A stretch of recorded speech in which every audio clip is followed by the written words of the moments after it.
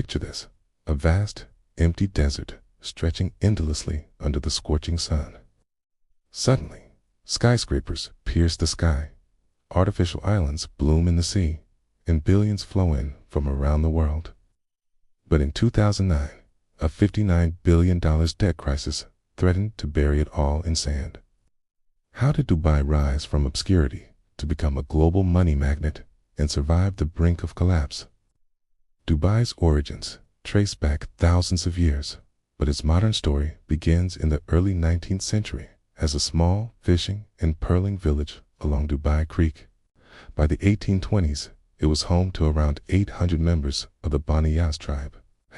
In 1833, the Al Maktoum family settled and took control, founding the dynasty that still rules today. They turned Dubai into a bustling trading hub, connecting routes to India, East Africa, and beyond. Life depended on the sea, fishing, pearling, and trade in dates and camels. Dubai became a free port in the late 19th century, attracting merchants with low taxes and no customs duties.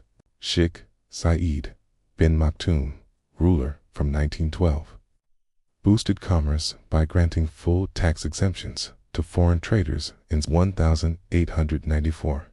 This drew entrepreneurs from India and Iran, establishing the gold souk and vibrant souk. Its prosperity peaked in the early 20th century from pearling.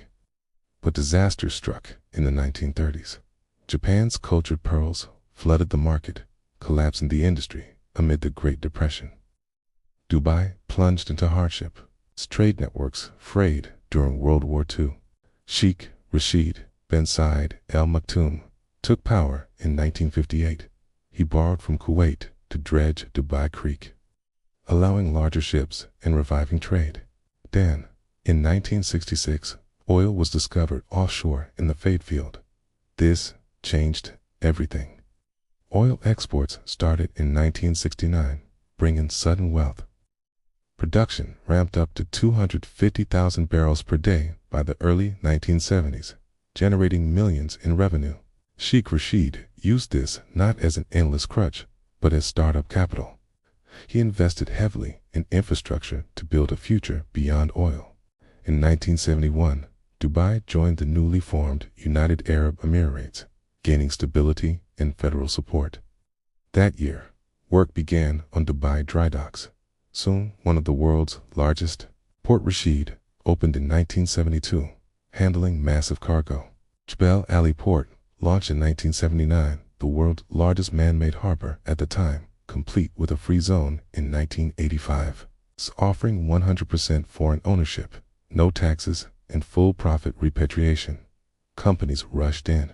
Dubai International Airport expanded rapidly, becoming a global hub. Population exploded from 59,000 in 1968 to over 183,000 by 1975, driven by migrant workers.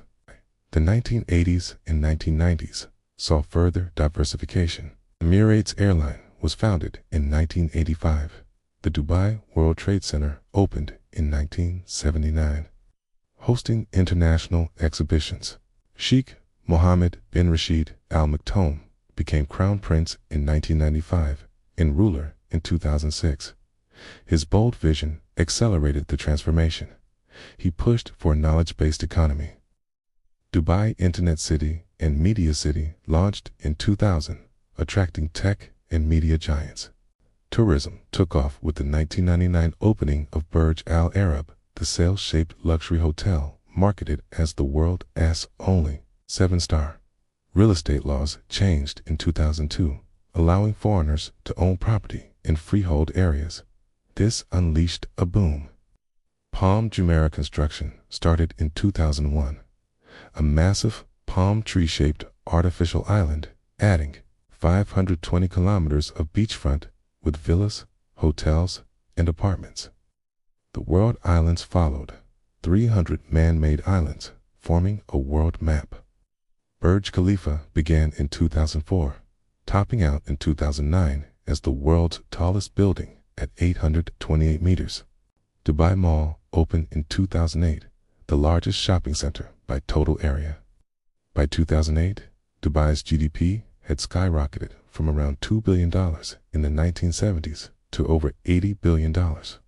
Population reached 1.5 million, mostly expatriates. Sectors boomed: trade, logistics, finance, tourism. Oil's share plummeted below 5%. Dubai became synonymous with luxury, innovation, and opportunity, a magnet for global capital and talent. Beneath the gleaming facade, vulnerabilities built up. Growth was fueled by massive borrowing. State-owned conglomerates like Dubai World, Emaar, and Akil took on billions in debt from international banks to finance megaprojects. Real estate became a speculative frenzy. K's tripled from 2002 to 2008 as investors flipped properties off-plan. Easy credit flowed. Banks lent aggressively, assuming endless appreciation. Early warnings flashed. In 2006, Dubai's stock market crashed, losing 60% of its value. Labor issues surfaced in 2005-2006 with strikes over conditions for migrant workers building the skyline. Global oil prices dipped briefly, but leaders pressed on. By 2008, the U.S. subprime crisis triggered the worldwide financial meltdown. Credit froze. Investors pulled back. In Dubai, off-plan sales collapsed. Construction slowed. Property prices began sliding. Vacancies rose. Expatriates started leaving. Total debt estimates climbed to $80 to $100 billion, exceeding GDP. Liquidity vanished. Banks grew nervous about exposure. Leaders bet on perpetual growth, but the model relied on constant inflows of money and people. When the global recession hit, slashing tourism and investment, the house of cards wobbled. The breaking point arrived on November 25, 2009. Dubai World announced it would seek a 6-month standstill on repaying $59 billion in debt. Its subsidiary, Nakheel, faced a $3.52 billion Islamic bond maturing in December it couldn't pay. Markets reeled. Dubai's stock index plunged 7%. Regional exchanges followed. Credit default swaps on Dubai debt soared. Pricing and high default risk. European banks like HSBC and Standard Chartered had billions exposed. Fears of contagion spread. The crisis exposed over-leveraging. Projects like Palm Jumeirah were incomplete, cranes idle across the skyline. Property prices crashed 50 to 60% from peaks. Half-built towers became ghost structures. Unemployment spiked among expats. Many fled, abandoning cars at the airport to escape debt-related legal issues. Visitor numbers dropped sharply.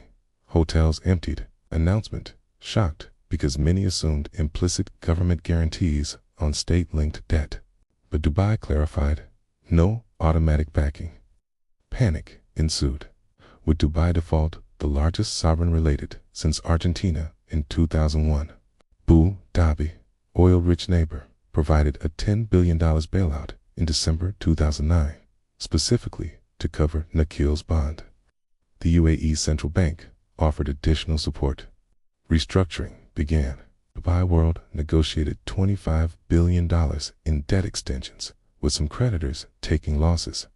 The crisis highlighted risks of debt-financed growth without matching revenues. Its recovery took years, but Dubai restructured and rebounded. By 2010-2011, debt deals were struck. Regulations tightened on real estate speculation and lending. Property markets bottomed out around 2011, then stabilized. GDP dipped in 2009 but surpassed pre-crisis levels by 2014, reaching over $100 billion. Population growth resumed, hitting 3 million by the late 2010s and over 4 million by 2025. Diversification deepened. Today, oil contributes less than 1% to Dubai's GDP. Key sectors in 2025: wholesale and retail trade 26%, transport and logistics 12%, finance 10 to 11%, manufacturing 9%, real estate 7%. construction 6%, tourism around 12%, including indirect. Expo 2020, delayed to 2021, drew 24 million visitors, boosting recovery post-COVID. New projects continued. Dubai Creek Tower redesigned, expanded airports, sustainable initiatives. Winners, creditors who restructured profitably. Abu Dhabi, gaining leverage. Investors buying low in recovery. Losers, over-leveraged developers who bankrupt. Migrant workers facing layoffs and hardships. Banks absorbing billions in losses. Global impact. Brief market jitters, but contained no full contagion. Lessons. Debt-fueled growth is vulnerable to external shocks. True diversification requires balanced sectors, not just real estate hype. Regulation matters. Post-crisis, off-plan sales rules tightened. Sustainability over spectacle. Focus shifted to innovation, tech hubs, and green projects. Resilience pays. Visionary leadership adapted, turning crisis into stronger foundations.